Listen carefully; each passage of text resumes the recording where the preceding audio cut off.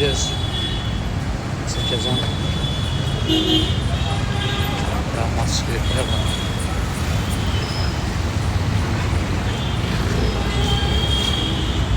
Evet. Şimdi bu sarı taksileri de deneyeceğim. Bir alışveriş merkezi var orada. Bura en yaxşı küçə sayılır. Bak Domino's, ne bileyim ne. Bura avırlı küçəlerindən biridir buraya. Bu taksilerle geri qaydanda, indi piyada gedirəm. Geri qaydanda buna binəcəm. Bunu Uber üzerinden yani taksi kimi zakaz edebilirsən. Ödənişini də edebilirsən.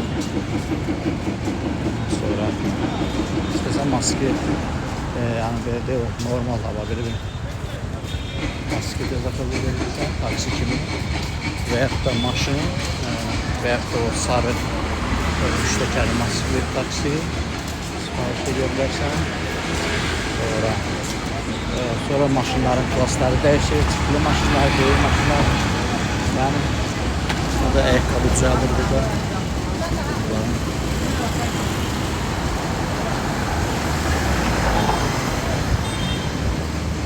En berbat olan şey altyapıdır. Belediye yok. Belediye bilmiyorlar.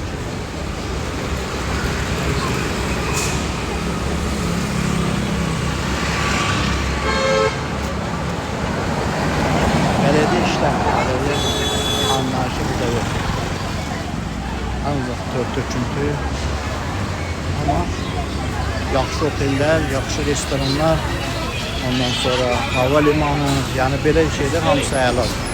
Ama çölə çıxdın mı biabırçılıq. Ama sen de bu küçənin şeyine baxırsan. Normal çölü it günündədir. Müslümanlar da var.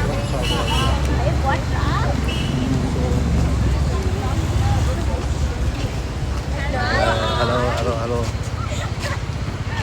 Bu da Hindistan gözəlleridir. Ondan sonra tələbələr də yəqin ki. Ama Müslüman burada nəsə Müslümanlar çox.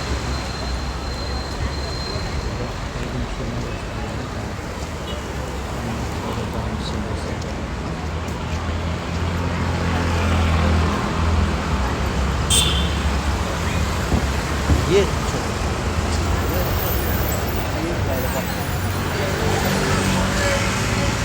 Böyle ne bileyim abiyeler normal mamluklar var.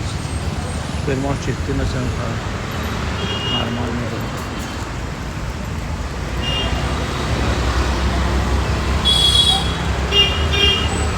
Allah Allah. Sağ taksi burada çok kız adı var ya böyle. Arkada otobüs var. Virginia. Signal dakika. Ay internetten ya. Hayır böyle gelip bak signal değil. Bak ama hiç ne yok daha. Hele bir şey hoşlarına gel. Signal vermese vaziyet pis olur.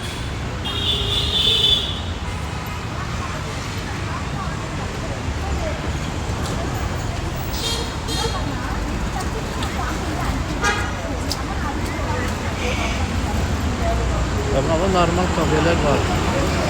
Yolun kırağında ne diyorsun? Normal mı? İçerisi de yaymış normal. Ama şöyle çıktığımız zaman bak burada da şeysi var. Ondan sonra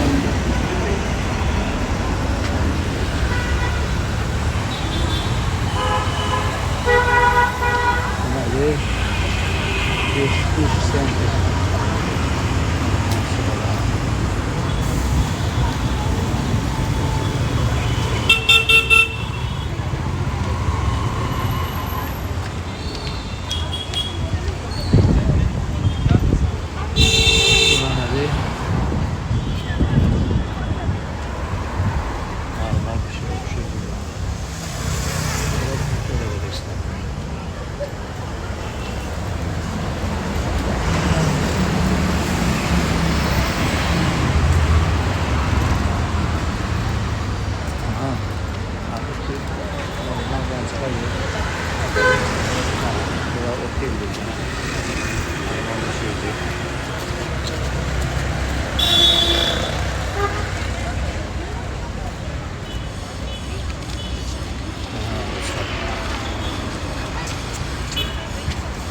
Burada da inşaat.